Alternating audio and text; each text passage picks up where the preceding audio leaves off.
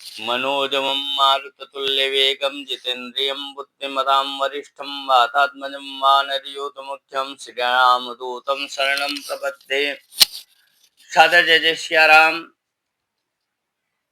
इस वर्ष चैत्र शुक्ल पक्ष पूर्णिमा अर्थात 2 अप्रैल 2026 को संपूर्ण भारत देश में अपितु विश्व में जहां जहां सनातन धर्मावलंबी है वो हनुमान जयंती का महा उत्सव हम सभी लोग बड़े भाव के साथ मनाएंगे। हमारे यहाँ कुछ ग्रंथों में जैसे उत्सव सिंधु या व्रत रत्नाकर में हनुमान जी का जन्म महोत्सव वो कार्तिक कृष्ण पक्ष चतुर्दशी को भी मनाया जाता है। अयोध्या स्थित श्री हनुमानगढ़ी में कार्तिक कृष्ण पक्ष चतुर्दशी को ही बड़े धूमधाम और आनंद के साथ में श्री हनुमत जयंती महोत्सव मनाया जाता है। लेकिन प्रचलन स्वरूप में चैत्र शुक्ल पक्ष पूर्णिमा को हनुमान जी का जन्म महोत्सव हनुमान जयंती का प्रचलन अधिक माना गया है। इस वर्ष ये उत्सव 2 अप्रैल 2026 को बड़े भाव के साथ मनाया जाएगा। हनुमान जी की उपासना कैसे करनी है, किस विधि से करनी है कि आपकी मनोकामना परिपूर्ण हो और श्री हनुमान जी महाराज की कृपा आप पर हो, इसके लिए आपको किसी मंदिर में जाए, वहां हनुमान जी महाराज को सर्वप्रथम पंचामृत से स्नान करवावें। दूध, घी, शहद, चीनी, दही इत्यादि से अभिषेक कराने के बाद वे शुद्ध गंगा जल इत्यादि से स्नान करवावें। और अगर आपकी कोई विशेष मनोकामना है, इसके लिए आपको मोदक की अर्चना करनी चाहिए। सुंदर बेसन और देसी घी का लड्डू बनवावें। किसी सुयोग्य आचार्य के द्वारा, विद्वान के द्वारा, ब्राह्मण के द्वारा, वैदिक मंत्रों के द्वारा हनुमान जी महाराज का पूजन करवावें और संकल्प इत्यादि लेकर मोदक अर्चना करना चाहिए। इस दिन षोडशोपचार पूजन के बाद में और अर्चन करने के बाद में वाल्मीकि रामायण, वाल्मीकि सुंदरकांड अथवा तुलसीकृत रामायण या तुलसीकृत सुंदरकांड अथवा हनुमान चालीसा का या अन्य किसी हनुमत मंत्र के जप का अनुष्ठान करना चाहिए। श्री हनुमान जी महाराज का गुणगान, भजन, कीर्तन करना चाहिए। श्री हनुमान जी महाराज का जो विशेष श्रृंगार बताया गया है वो सिंदूर बताया गया है।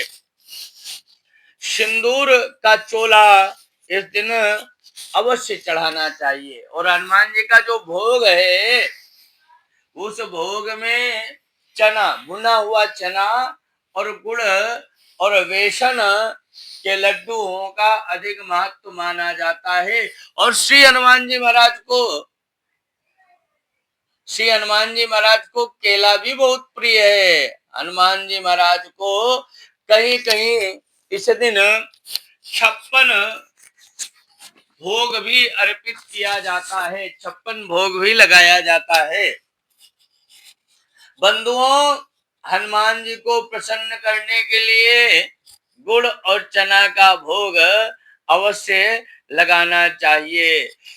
अब गुड़ चना का जो भोग श्री हनुमान जी महाराज को लगता है वो अगर हम दूसरी दृष्टि से देखें, दूसरी दृष्टि का मतलब हनुमान जी महाराज वानर जाति से हैं और वानर जाति को गुड़ और चना बड़ा प्रिय माना जाता है। ये श्री हनुमान जी महाराज का जो है वो विशेष प्रभाव का भोग माना जाता है। और एक बात और बताऊं बंधुओं, इस कलयुग में श्री हनुमान जी महाराज की पूजा, श्री हनुमान जी महाराज की आराधना करने से ये जो नवग्रह हैं ये भी अनुकूल हो जाते हैं। अगर आपकी कुंडली में राहु केतु शनि अरिष्ट हैं तो हनुमान जी महाराज की इस दिन विशेष आराधना करें। विशेष हवन करने से आपकी जो मनोकामना है वो निश्चित ही परिपूर्ण हो जाएगी।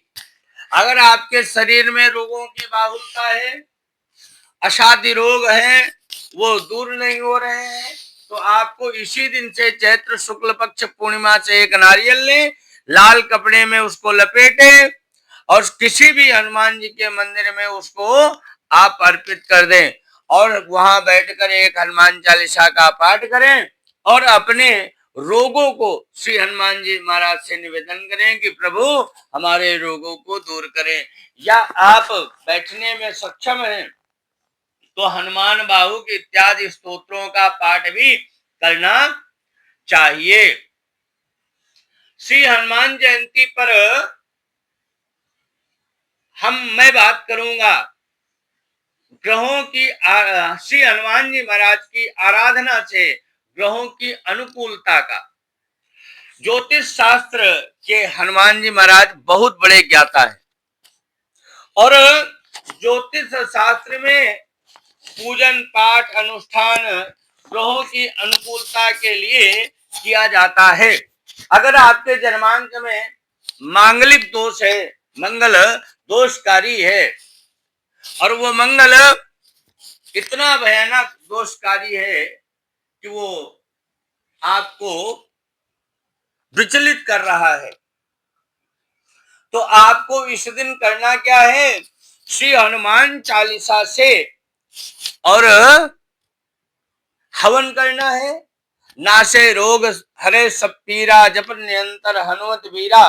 श्री हनुमान जी महाराज रोगों का नाश करते हैं। विशेष बात है जिनके कुंडली में मांगलिक दोष है वो चैत्र शुक्ल पक्ष पूर्णिमा को हनुमान चालीसा से श्री हनुमान जी महाराज को एक एक चौपाई से आप हवन करें। निश्चित ही आपके जन्मांग से जो मांगलिक दोष है उससे आपको निजात मिल जाएगी और आपके रुके हुए कार्य वो बढ़ेंगे। हनुमान जयंती पर विशेष में जो नवग्रह हैं तो हनुमान जी की आराधना से नवग्रह कैसे अनुकूल होते हैं ये चर्चा आपको अगले वीडियो में मिलेगी। और कृपया अगर वीडियो अच्छा लगे तो उसको सब्सक्राइब करें, लाइक करें और अपने इष्ट मित्रों को भी भेजें। सादर जय जय सिया राम।